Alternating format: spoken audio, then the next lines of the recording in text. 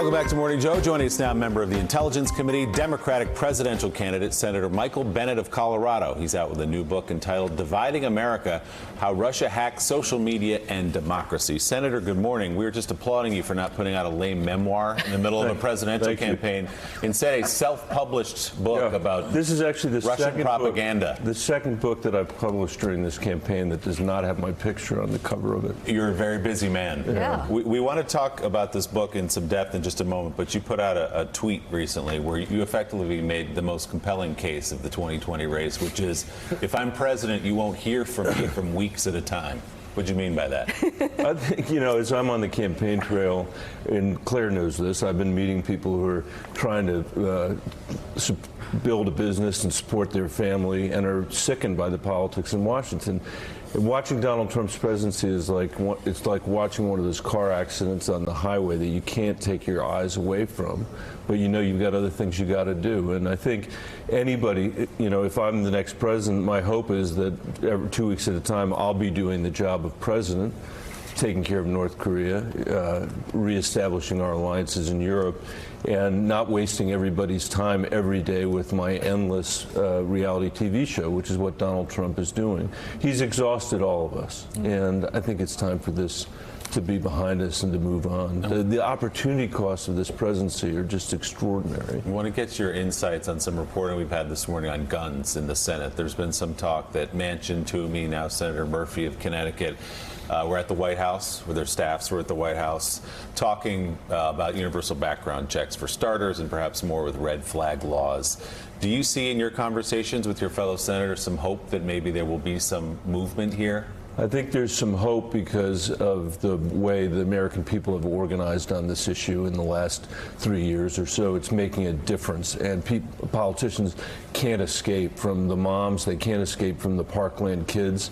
And these background checks that Mitch McConnell is holding up on the Senate floor, we passed in Colorado almost 20 years ago after Columbine. We're a Western state. We're a Second Amendment state. Passed it almost 20 years ago. So I hope he'll put it on the floor right when we get back, and it'd be great to see everybody in the Senate have to walk down there and vote on background checks. Why do you feel like it would be different this time? He didn't allow Manchin to. Well, I didn't say it would be different. I said I hope it would be different. Do you have any reason to believe it will be?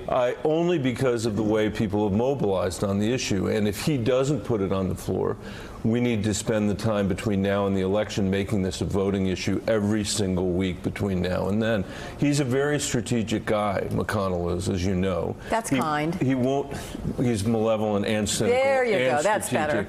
But he will never do it until he's forced to do it. And the American people are trying once again to force him to do the right thing. Is there anything in the confluence of things of some of your Republican colleagues perhaps hearing from their own constituents that they've had enough of this or that something has to be done, combined with an awareness on the Senate floor that the NRA is not what it was in 2014 after Newtown, that it is a more diminished organization with its own well, problems? I think the NRA has been exposed for what they are, and I couldn't believe, Claire and I were in the Senate at the time after the shooting at Newtown. I couldn't imagine a worse fact pattern than that. And on the Senate floor, the amendment that got the most votes was the pro-gun amendment, not the background check amendment. But times may have changed, and again, I think it's the American people coming together and insisting that this be done that's going to make it happen. Nothing short of that's going to make it happen. Senator Sam Stein's in Washington with a question for you. Sure. Yeah, Senator. Hi, Senator. You're speaking eloquently about the need for gun reforms. You've spoken about the existential threat of climate change. But you're not supportive of eliminating the legislative filibuster, as far as I can tell. This past week, Harry Reid, former Senate Majority Leader, penned an op-ed for the New York Times, saying the time to eliminate the legislative filibuster has come. Why is he wrong? Wouldn't you be giving your agenda over to Mitch McConnell effectively if you allowed the legislative filibuster to stay in place? What I believe is that Democrats have to win Senate races in states like Missouri in the middle of the country. That's what I believe. I believe that we need an agenda that the middle of the country geographically is going to support. That's what we have to do. I don't think there's a shortcut to that. every single person, including Harry, and I love Harry, who's calling for an end to the filibuster, doesn't seem to remember that Mitch McConnell is the majority leader of the Senate. He could end the filibuster tomorrow. If he wanted to add congressional seats in Utah or wherever else, he could end the filibuster tomorrow. If he wanted to pass a bill to privatize Social Security, he could end the filibuster tomorrow. We have to win these races. There's no shortcut around that. And I think that's why it matters so much, the policies that our presidential candidates, are presenting in this campaign. If we really are going to be the policy of Medicare for all, then we should expect to have 30 members of the United States Senate, not 51 or 55 or 60. But just to be clear, so let's say you win the presidency and Democrats take a narrow majority in the Senate. You're effectively saying that, I will need to get 60 votes for all of my agenda because Mitch McConnell can stop it by rallying up his caucus behind a 40 vote just to deny it. So you would be effectively handing over your agenda to Mitch McConnell, right? I think that Mitch McConnell has, until we have a majority, Mitch McConnell controls the Senate, whether it's 51 votes or whether it's 60 votes. And if you care about climate change, you can't accept a Washington D.C. where the debate is held around that 51 votes. In other words, if we're accepting a politics where we put our stuff in for 2 years, they rip it out 2 years later. We put it in 2 years after that, they rip it out 2 years later. Or a president comes in, they put in stuff that's there for 4 years, it gets ripped out. If you accept that, and there are a lot of people that do accept it, that's accepting Mitch McConnell's version of our democracy, Ted Cruz's version of our democracy. Donald Trump's, if you accept that, we cannot solve climate change in this country because you can't solve climate change 2 years at a time. So if I were president, what I would do is go out to places in this country where I will never win more than 30% of the vote and stand there and say, this is why we have to act on climate. This is why we've got to reverse Trump's tax bill. This is why we've got a better plan for health care. And fight that battle and fight that battle. This isn't just about one election. This is about the rest of my life. That's how deeply that's how deep the hole is that we have dug ourselves into. This is a democracy. And the only way that we're going to begin to make the policy changes that we want to make as Democrats is by winning races in the middle of the country. And frankly, I just briefly on this subject, I think people forget, Sam, the stuff we stopped when we were in the minority. The first 2 years of this administration, can you imagine what they would have done to a woman's right to choose? Can you imagine what they could have done on a lot of subjects if the minority, which was the Democrats, weren't in a position to say, we're not going to let you go there? So I completely support what Michael's saying. But to you, Michael, my question is, where is Cornyn on this background check thing? And where are the big five? Where is Martha McSally and Cory Gardner? I mean, will Cory Gardner get out from underneath? He's one of the biggest recipients of NRA money, the senator from your state. Susan Collins, Tom Tillis, Joni Ernst, where Trump is underwater in Iowa now. I mean, there's no question he's underwater in Iowa.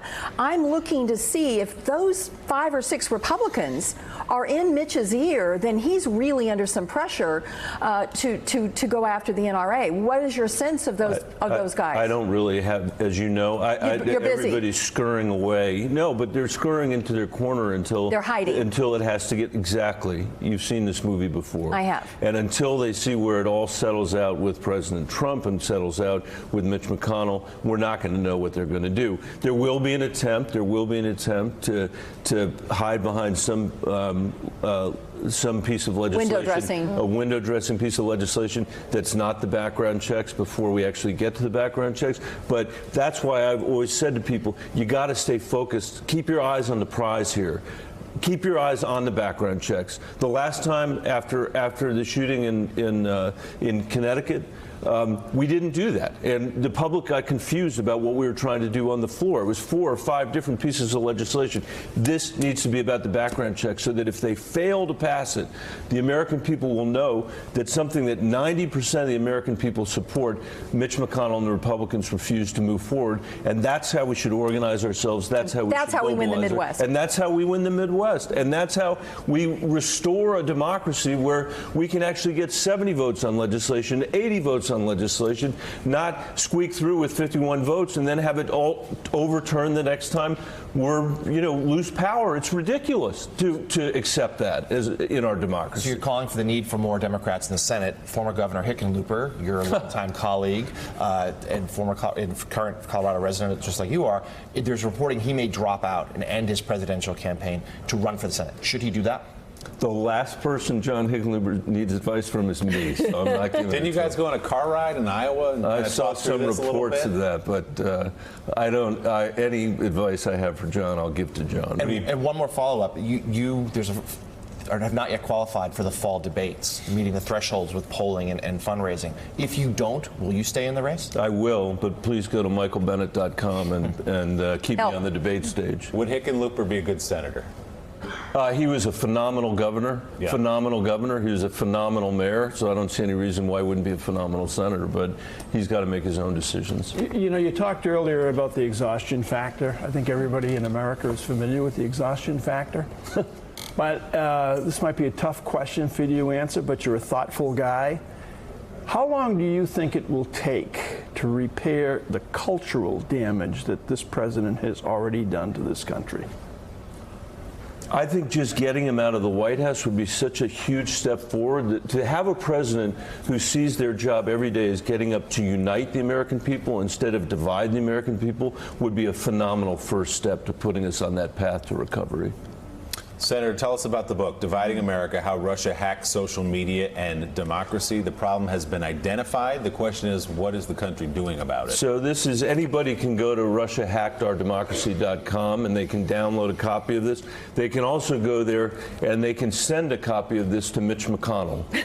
Because the reason I put this book together is I discovered the American people had actually no idea of what the Russian propaganda looked like when they hacked our democracy in 2016. We have a president who won't even admit that it happened. This book is strewn with images that we couldn't recognize from our own political vocabulary, and that's shameful in and of itself. And McConnell is unwilling to move election security legislation through the Senate, which seems to me to be the least we can do after a bipartisan committee like the Intelligence Committee has reported that the Russian propaganda was as serious as it was. So I hope people will go to RussiaHackedOurDemocracy.com and get their copy or sign up to send one to Mitch McConnell so that he'll actually pass this legislation that we need to have passed. We know why President Trump doesn't want to talk about Russia in 2016 because he believes it somehow cheapens his win. Right. But why won't Mitch McConnell take this issue seriously? He's scared of Donald Trump. He's scared of Donald Trump. I think it's very straightforward. It would seem to me the least thing that a majority leader of the Senate would do would be to help protect our democracy.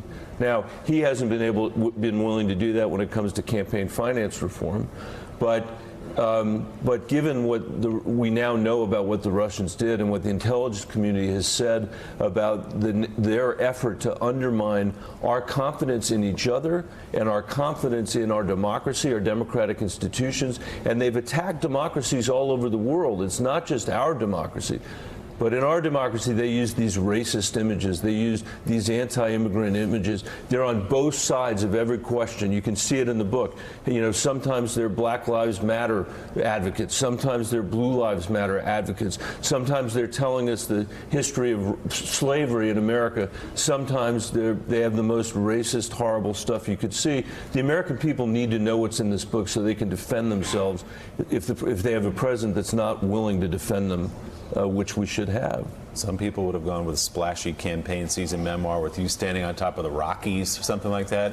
Instead, you went with this. The book is Dividing America, How Russia Hacked Social Media and Democracy. Senator 2020 candidate Michael Bennet, thank you. Thanks for having me. It's great to see all of you. Still ahead this morning, President Trump defends promoting a conspiracy theory about Jeffrey Epstein's death, arguing it weren't his words. It was just a retweet. Either way, it went out to his 63 million followers. Plus, chaos inside one of the world's busiest airports. After days of demonstrations in Hong Kong, pro-democracy protesters clash with police. Ambassador Wendy Sherman joins us to talk about that and more when Morning Joe comes right back. Thanks for checking out MSNBC on YouTube, and make sure you subscribe to stay up to date on the day's biggest stories. And you can click on any of the videos around us to watch more from Morning Joe and MSNBC. Thanks so much for watching.